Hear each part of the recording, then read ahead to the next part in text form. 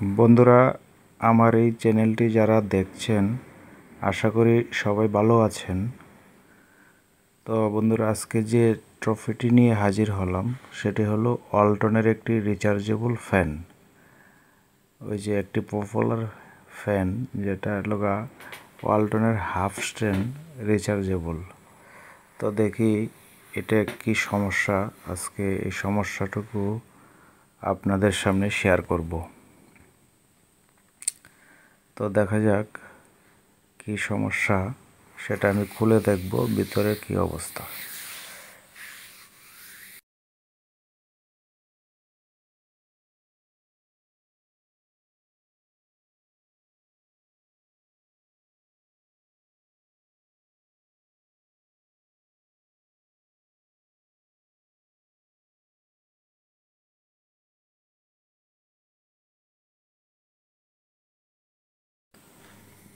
এবার দেখি বন্ধুরা, দেখেন এটার হলো পাওয়ার সমস্যা ছিল, ওটার মধ্যে কেলি লাগাইছে যেগুলি আমরা টিভিতে ইউজ করি। তো পাওয়ার সমস্যা, কেলি লাগাইয়া দিয়েছে। তো এটা কি ঠিক হলো কি না আপনারাই দেখেন, কারণ কেলি, এইসব কেলি দিয়ে কিন্তু ওভার ভোল্টেজ আউটপুট হয়। তো কেলি করেছে ওই টিভির কেলি। তো হয়তোবা এক টেকনিশিয়ান ভাই কেলি লাগিয়ে দিয়েছে। তো এবার দেখি কন্ট্রোল বোর্ডের কী অবস্থা। দেখতে থাকেন যে কন্ট্রোল বোর্ডে দেখেন কোনো তার থোর নাই, একদম কন্ট্রোল বোর্ডটা আউট করে দিয়ে পাওয়ার সেকশন একটি কেলি লাগিয়ে উনি ডাইরেক্ট করে দিয়েছে। তো এই হলো অবস্থা, এই হলো অরিজিনাল আমার কন্ট্রোল সার্কিট ওয়ালটনের। তো যদি আমার কাছে সেটা আসতো তো আমি আসলে এই কেলি ইউজ না করে নতুন একটি পাওয়ার সার্কিট লাগাই দিতাম, আর এসব কন্ট্রোল বোর্ড কিন্তু একদম নতুন পাওয়া যায়। তো আবার দেখেন এই কন্ট্রোল বোর্ডটা আউট করে দিয়ে উনি করছে কি, ওই সার্কিটের যে ঘাটগুলি আছে, নাট লাগানোর যে পয়েন্টগুলি আছে, এটি কিন্তু উনি ভেঙে দিয়েছে। তো আমার কাছে যদিও নতুন সার্কিট আছে, গার্ড যেহেতু নাই প্লাস্টিকের, এই যে সবগুলি কেটে দিয়েছে, তাহলে আমি নতুন সার্কিট লাগালে কিন্তু পুশ সুইচগুলি কিন্তু কাজ করবে না। তো দেখেন একদম ভেঙে দিয়েছে। তো এই হলো অরিজিনাল সার্কিট।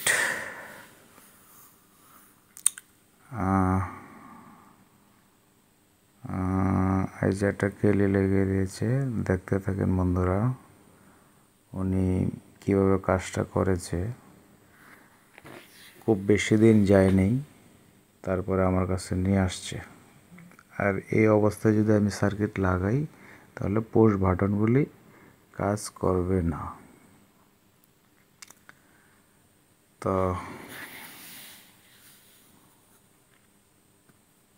এই যে দেখেন আমার কাছে নতুন সার্কিট আছে, সেম সার্কিট, একদম সেম,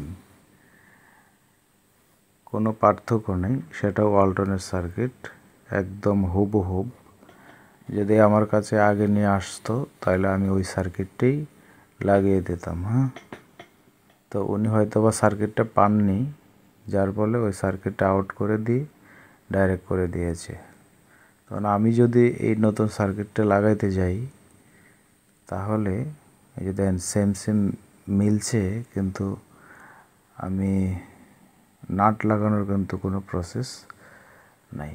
তাহলে আমি সার্কিট লাগাবো না, বিকল্প হিসেবে কিভাবে কাজ করা যায় এবং টেকসই হতে হবে সেই কাজটাই আপনাদের মাঝে আমি শেয়ার করব। ঠিক আছে? তো দেখি এখন মোটরের কি অবস্থা, কারণ যেহেতু উনি পাওয়ার সার্কিটে কে অ্যালয় ইউজ করেছে টিভির, তো সম্ভবত মোটরটাও জ্বলে গেছে। দেখা যাক কী অবস্থা। আমি খুলতেছি, খোলার পরে আপনাদেরকে দেখাবো মোটরের কী অবস্থা। কারণ এসব কেবলই লাগাইলে ওই ফ্যানের পাওয়ারের মধ্যে ওভার ভোল্টেজে কিন্তু মোটর জ্বলে যাওয়ার সম্ভাবনা থাকে এবং ব্যাটারিও নষ্ট হওয়ার সম্ভাবনা থাকে। দেখা যাক আমার মোটর ভালো আছে কিনা।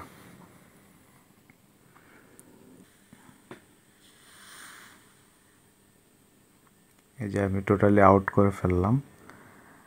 দেখেন উনি কি করছে, অরিজিনাল মোটর কিন্তু ফেলে দিয়েছে।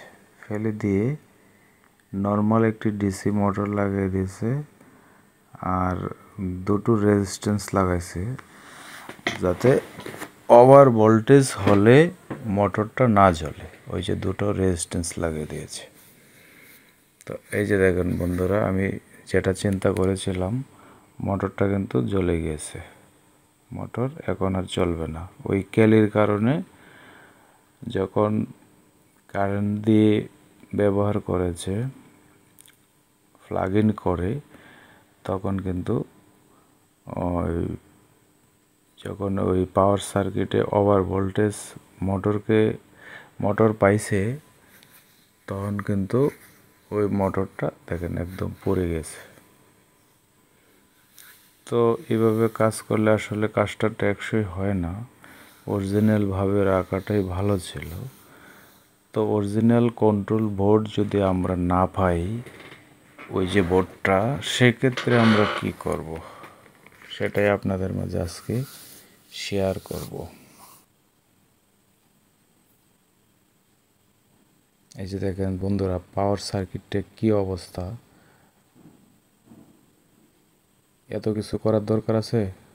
আপনার ওই পাওয়ার সার্কিটের দাম হলো 180 থেকে 200 টাকা, অথচ উনি কিন্তু 120 টাকার একটা কেএলওই লাগিয়েছে। ঠিক আছে, তো আমি তো ওই পাওয়ার সার্কিটে আমি লাগাইতে পারতাম, তাহলে কেলি লাগানোর কি দরকার ছিল?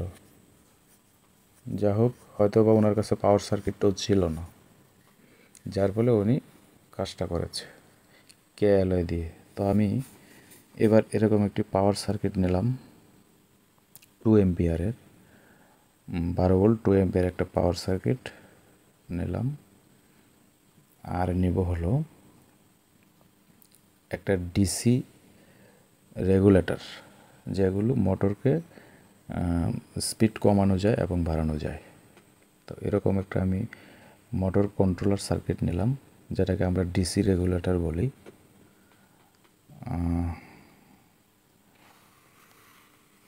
এরপর একটি মোটর নেব। তাহলে এই সার্কিটটা আসলে সমস্তটাই নষ্ট হয়ে গেছে, পাওয়ার সার্কিটও নষ্ট হয়ে গেছে। এবার আমি ওই পাওয়ার সার্কিটও নষ্ট হয়ে গেছে, মোটরও নষ্ট হয়ে গেছে। আমি একটি নতুন মোটর, একটা পাওয়ার সার্কিট আর একটি মোটর কন্ট্রোলার ডিসি রেগুলেটর আমি নিলাম। তো তিনটা পার্টস যদি আপনার হাতে থাকে, তাহলে বিকল্প হিসেবে ফ্যানটা চালানো সম্ভব। তো আমি পুরাতন সবগুলি ফেলে দিয়ে কন্ট্রোল বোর্ডটাও কোনো কাজে লাগাবো না, কারণ কন্ট্রোল বোর্ড এখানে লাগানোর কোনো অপশান নাই।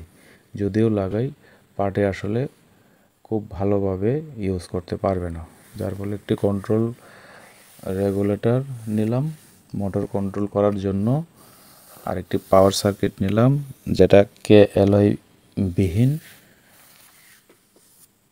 আর একটা মোটর নিলাম। ঠিক আছে, এই তিনটার মাধ্যমে আমরা ফ্যানটা ওকে করে ফেলব। এই তিনটা জিনিস যদি আপনাদের হাতে থাকে, তাহলে আশা করি চার্জার ফ্যান আপনার কাছ থেকে ফিরে যাবে না। কোনো না কোনোভাবেই আপনি সমাধান করে দিতে পারবেন।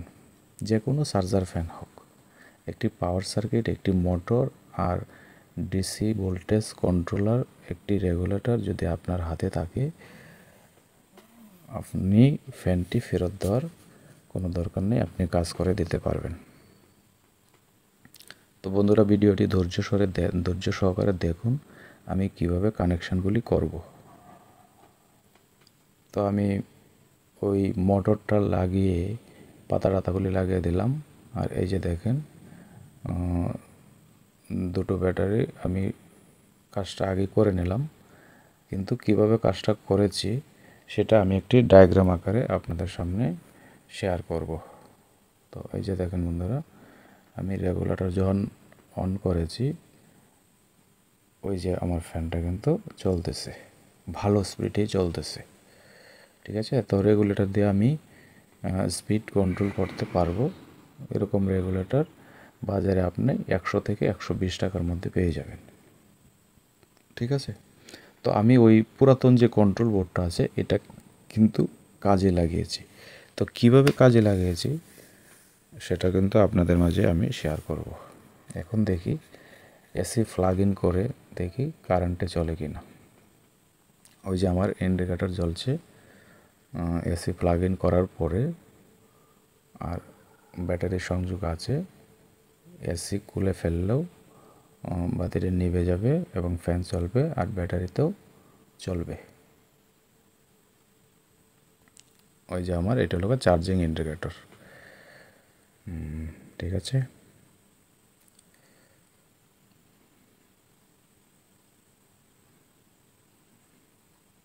ওই যে আমরা ফ্যানটা একবারই ঠিক করে ফেললাম। তো কানেকশানগুলি কীভাবে করতে হবে ওটা আমি স্কিপ করে কাজটা করে আমি রেখে দিয়েছি, কিন্তু আপনারা কিভাবে কানেকশানটা করবেন সেটা আমি ডায়াগ্রাম আকারে আপনাদেরকে আমি দেখিয়ে দেব। ঠিক আছে,